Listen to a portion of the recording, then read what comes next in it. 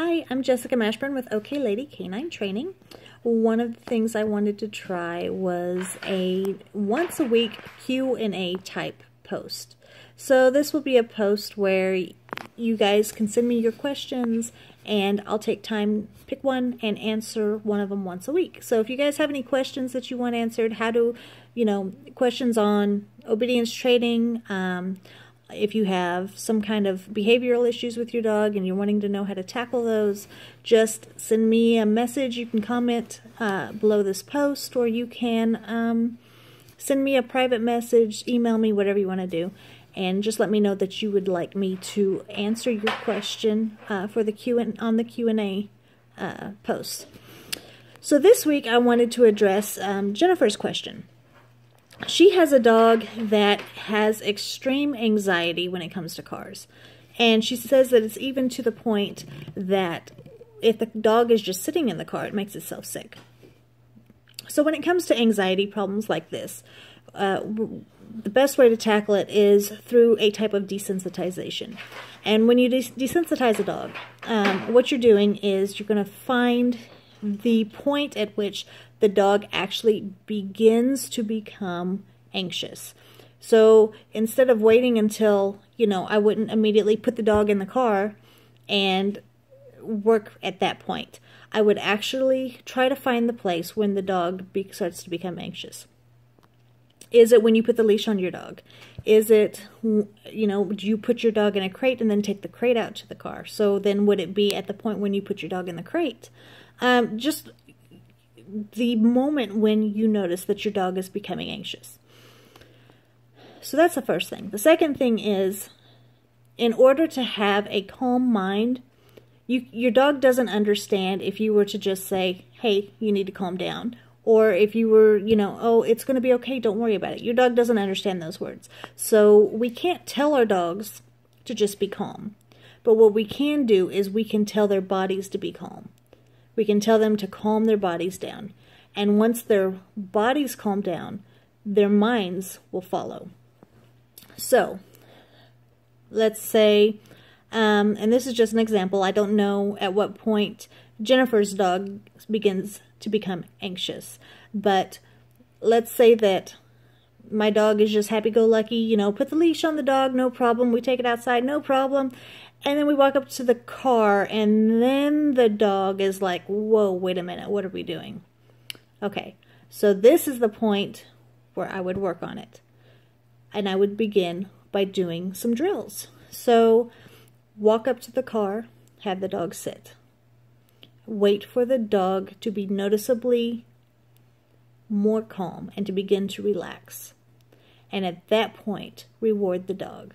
Now, up until this point, if I notice anxiety in the dog, I'm not going to do anything to reward the anxiety. While the dog is in an anxious state of mind, I'm not going to pet the dog. I'm not going to talk to the dog. I'm not going to try to comfort or soothe the dog in any way. I'm just basically going to ignore the dog. And then once the dog begins to calm down and has noticeably made a change in its behavior. Maybe it's beginning to, it was panting, and maybe it's like not panting quite so much. Maybe some tenseness has gone out of its body. Little things like that. Just pay attention and read your dog's body language. And when the dog starts showing that it is more calm, then you can reward that. And, the reward depends on the dog. A high value treat, though, is going to be the reward. So whatever your dog values the most, that's going to be the reward, whether it be a hot dog or some dogs would rather just be scratched. Or some dogs like their balls or toys, so you just throw a toy, give them a toy or whatever. So whatever the reward is. From that point, once you've rewarded your dog, walk away from the car. Then come back to the car and do it all over again. I would do that, on the first day, back and forth, back and forth. Then the next day, maybe you can add a little more to the equation. So instead of just walking up to the car and having your dog sit, now that your dog is sitting and calm, open the car door and just have your dog sit there with the car door open. And repeat the process of rewarding that.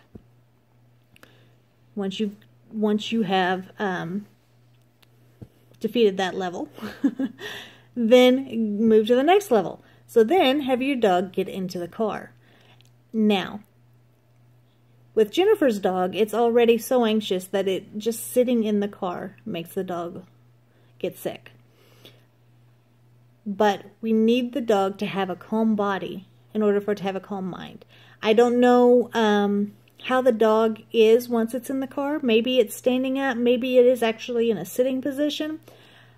At this point, with it having such high anxiety, you really want it to just be in the down position.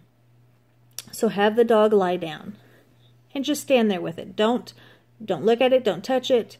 Don't comfort it. Nothing like that. Because remember, that's a reward. While it's in this high anxiety state of mind, just wait. Just stand there and wait with your dog. Now, it may not begin to relax at quite as noticeably as it did on the first day when you just walked the dog to the car and waited for it to relax.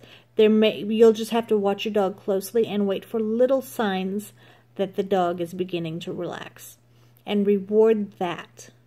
And for the first day, if your dog has that much anxiety, that's probably the only exercise I would do. I probably wouldn't do drills that day.